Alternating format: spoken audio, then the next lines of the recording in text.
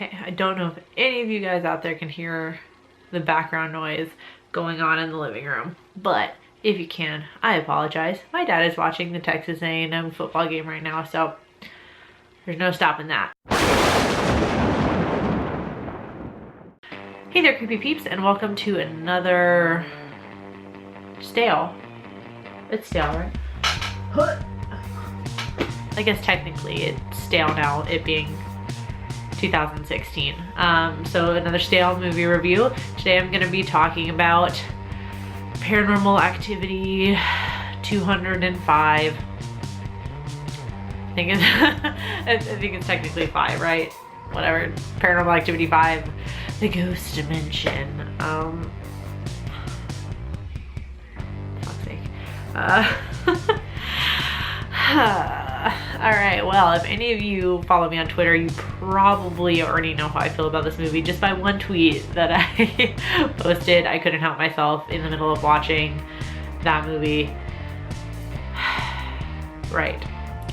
So this most recent Paranormal Activity is, I think, meant to be the very last one in the entire Paranormal Activity series. Thank God. I think they should have stopped at, like, in a perfect world, they would have stopped at the first one. At least the second one they should have stopped, I think. But damned if they kept going. So to my knowledge, this is meant to be the very last one in the series.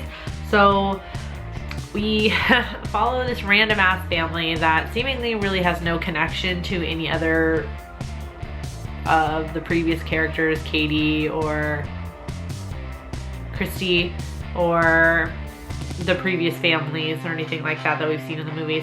So a little bit random, but their daughter is seemingly targeted by Toby. Toby is the name of the demon that stalks the families in these Paranormal Activity movies. Creepiest name ever, Toby. Volume is like dropping dramatically out there. Weird. Anyways, okay. Right, so the little girl, I think her name is Leela in the movie. Leela.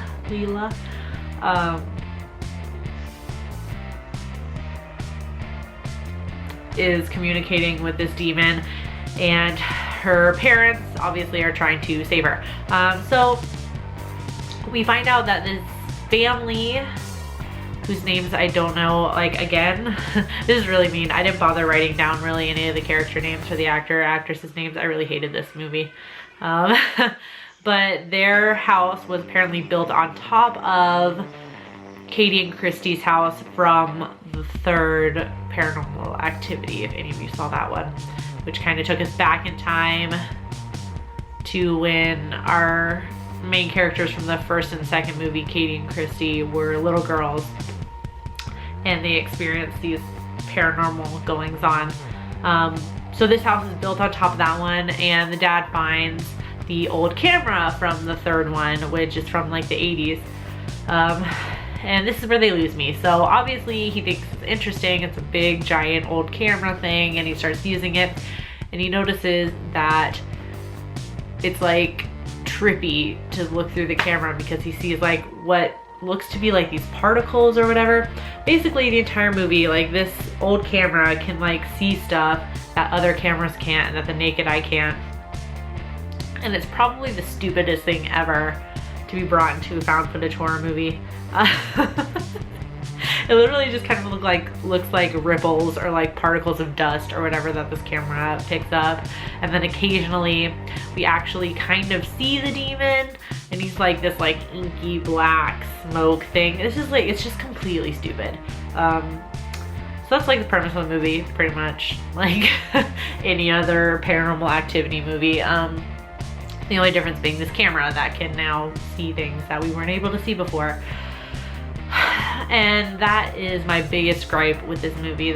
My biggest gripe with this movie is the fact that it brought in this element of being able to see the demon and being able to see signs of the demon and things like that, and not just instead of seeing it interact with the real world and seeing things move or things make noise or maybe see a shadow, you actually see the demon, and it just makes it like way less scary. Like, if you guys saw my rant on why I hate found footage horror movies, you'll know that the very first Paranormal Activity is actually one of 2 found footage horror movies that I actually enjoy and have watched multiple times, along with the Blair Witch Project. Other than that, any other found footage horror movie I've ever seen,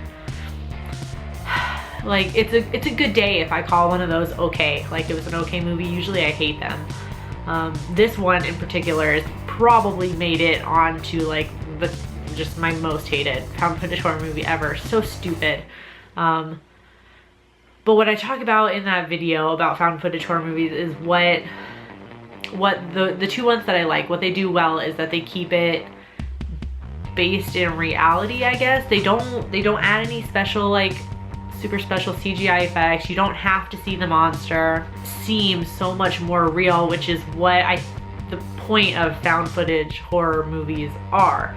Like, the point of found footage is to make it seem more real. Like, you've actually picked up this camera that you found and you started watching the videos that were saved on it. Like, it's supposed to feel that real.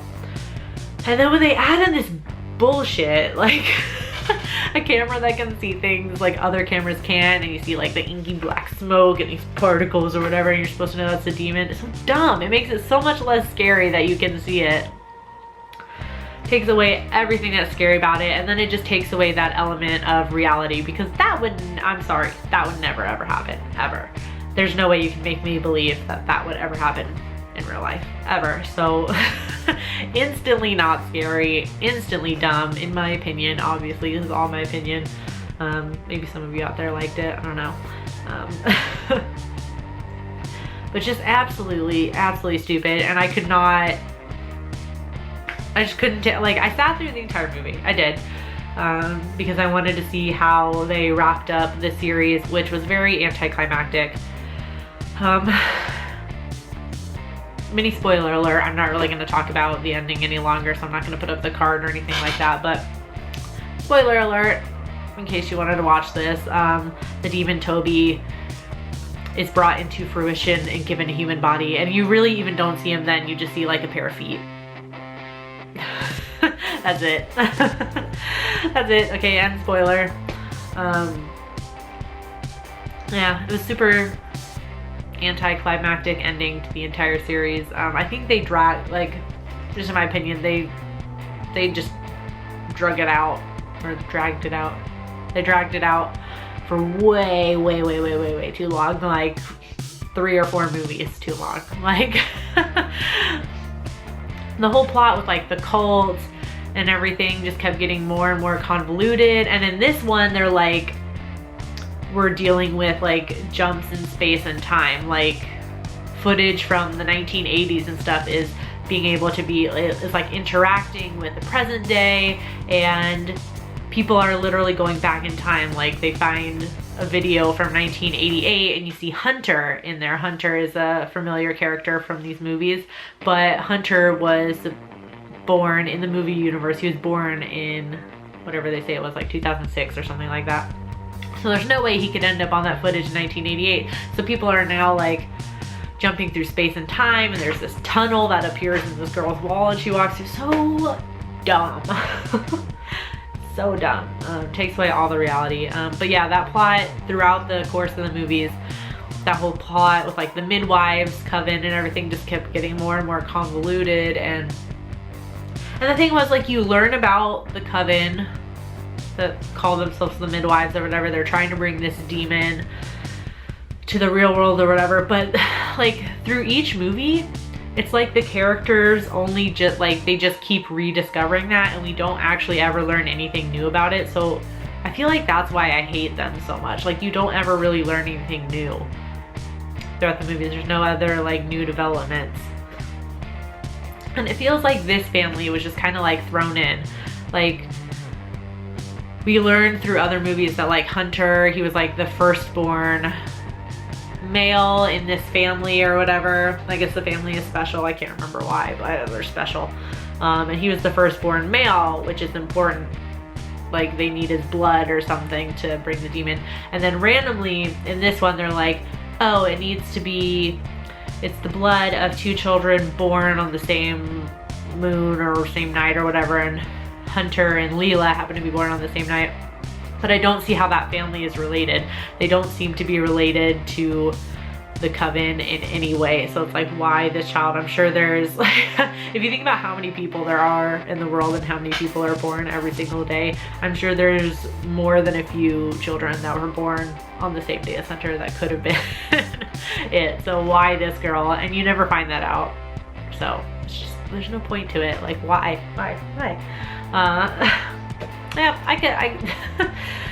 yeah, that's in summation. I watched this movie and I thought it was really, really bad and really stupid.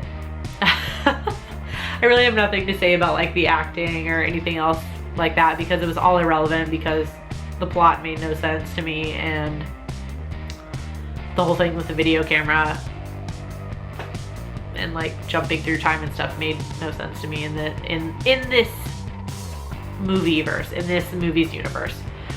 Just made no sense. So everything else was irrelevant. Yeah, so I do hope you enjoyed this video. If you did, please give it a thumbs up. Let me know in the comment section down below if you've seen the newest Paranormal Activity movie, and if you've seen the entire series, like what you thought about this movie and what you thought about the series as a whole. Again, I think they should have stopped at 1, 2 maybe, but definitely 1. In a perfect world, in my perfect world, they would have stopped at the first one. I thought that one was perfection. Yeah, so let me know your thoughts on all that in the comment section down below, and as always, feel free to leave suggestions for other movies. Maybe if one of you out there thinks you have a good found footage horror movie that I might like, suggest it down there.